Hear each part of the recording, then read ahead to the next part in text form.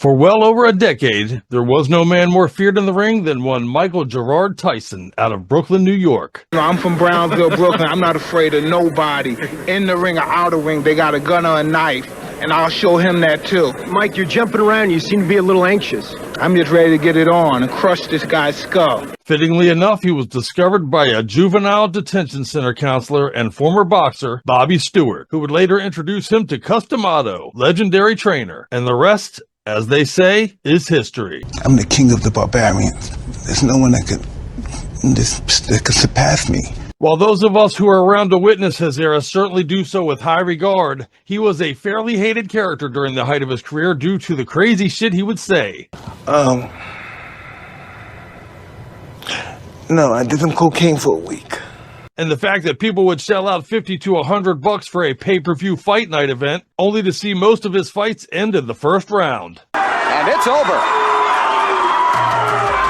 I see right now a major flaw and problem in Mike Tyson's career, and that's going to be to have a fight that lasts long enough to get some good footage on it. I'm telling you what, it's hard to do. Mike Tyson, without a doubt, one of the bright stars in the heavyweight picture, now goes to 11-0. Of course, we're talking about the one and only Mike Tyson, known for a while as Iron Mike or Kid Dynamite. Dynamite! And this is our countdown of his top 10 knockouts. I've been waiting for this moment for all my life. One more time, guys.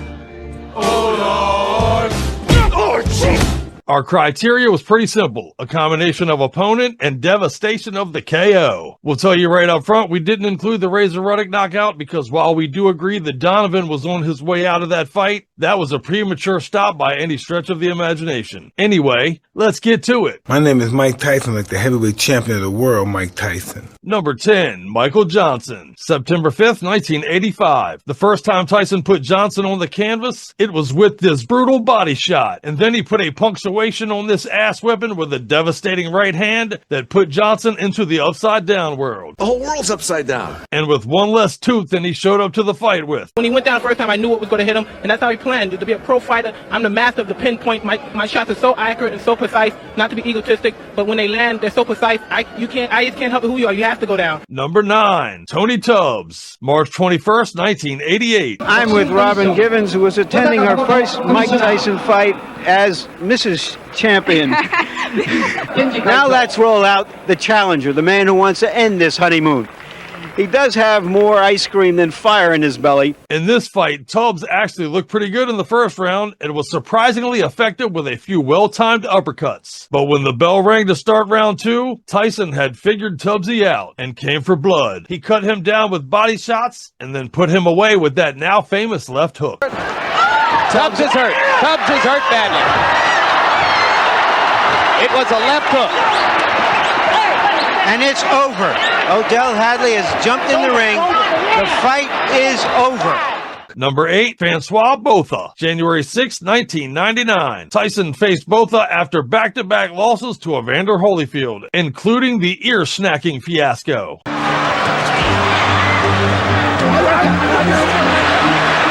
happened here? He got bit, I think. Evander Holyfield, look out, he's pushing right here.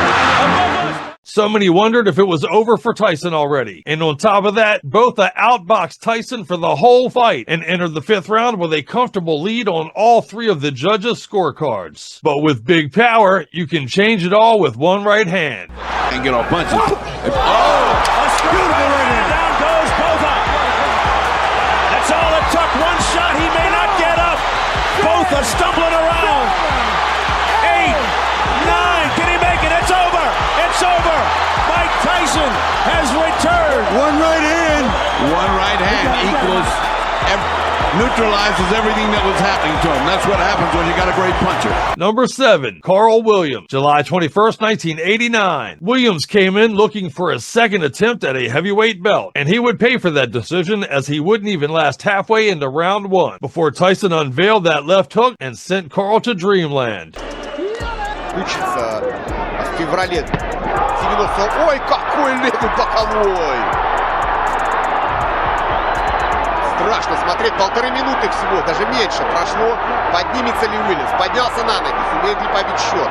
Сумеет ли Нет. This win would make Tyson 37-0 and would be his last as an undefeated boxer, because in the very next fight, he would be on the wrong side of the biggest upset in boxing history when he lost in knockout style to one James Buster Douglas. In 1990. Buster Douglas, look at this, up to 7 and 8. He's not gonna make it. Number 6, Larry Holmes. July 22nd, 1988. Larry Holmes was one of the greatest heavyweights of all time, having started his career at 48-0, which was just one short of tying Rocky Marciano's record of 49-0 before an upset loss to Michael Spinks in 1985. So it is no stretch to say that this Larry Holmes was just a shell of his former self by the time he faced Tyson in 88, coming in after a 20-month layoff outside of fighting, and it would prove to be a costly decision, as Holmes would suffer his only knockout loss in a 75-fight career. Right hand, Larry's going again.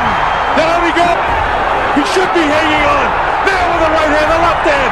He's gonna hang on, or they'll stop the fight. Down he goes. Larry's hurt. It's all over. Number 5, Lorenzo Boyd. July 11th, 1986. Tyson came into this fight ranked number 2 in the world and immediately made an impact in this one. The very first punch broke Boyd's nose, so Boyd did his best to survive the rest of round 1 before round 2 would see Tyson close in on him and put him away. Oh, that looks like it hurt. A double shots of right put him down hard, and he would not get back up again. To the body by Tyson again. A double right hand to the body and the chin. Down goes Lorenzo Boyd. The count is 5. The count is 6. The count is 8. He will not get up. It's over. Sam, show me what heavyweight throws punches that quick. Number 4, Pinklin Thomas. May 30th, 1987. After a brutal first round that went back and forth, Thomas tried to use his reach advantage to keep Tyson at bay and would then wrap him up anytime Tyson came in for the kill. This worked for a few rounds, but in round 6, Tyson saw his shot and put together one of the nastiest series of punches in heavyweight boxing history, as Thomas was out before he even hit the canvas. This would be the only time Thomas was knocked out in his entire career. And Thomas in trouble again, and now Tyson moves in for the kill. 2 uppercuts and a left hand. Thomas trying to hold on. Serious trouble, and down he goes. 4, 5, 6, 7, 8, 9. It's over. Number 3, Terrell Biggs. October 16th, 1987. The very next fight for Tyson is also our very next fight on this list. Biggs was talking so much shit about Tyson in the lead up to this fight that there was some special ugliness going on between the two. Oh, he's been talking a lot. Biggs was an Olympic gold medalist, and he got off to a good start in this fight. He used his reach and jab skills to make it to the 7th round. That is when Tyson put him down the first time. He got back up, but he hadn't recovered from that last punch before the next punch sealed the win and the knockout. It's all over, and it wasn't even close. Tremendous left hand.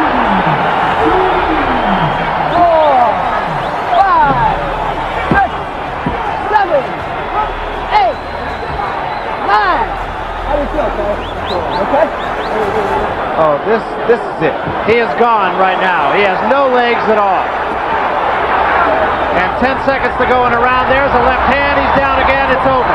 It's all over. And it wasn't even close. Here's the final knockdown now. No, I think it's the power and the fact that... Number 2, Trevor Berbick, November 22nd, 1986. This was Tyson's first shot at a belt, and he came in hungry. Berbick was lucky to make it through the first round, as Tyson just attacked him from the opening bell. Berbick had gotten the belt by beating Pinklin Thomas in an impressive win, but here he was outmatched from the start. Tyson put him on his ass, and then out of the fight, and then out of a belt. The look of anger on Berbick's face as his chicken legs wouldn't listen to him would be an endearing image of Tyson's impact on the sport. Tyson, Berbick doing nothing offensively. He crashes down. Mills Lane sends him to the corner, and look at the courage. Again, his mind and heart want to get up, but his body won't allow him to. His legs are rubberized. Look at it. Mills Lane continues the count. And it'll be scored as a knockout for Mike Tyson. And that's it. He's not ready.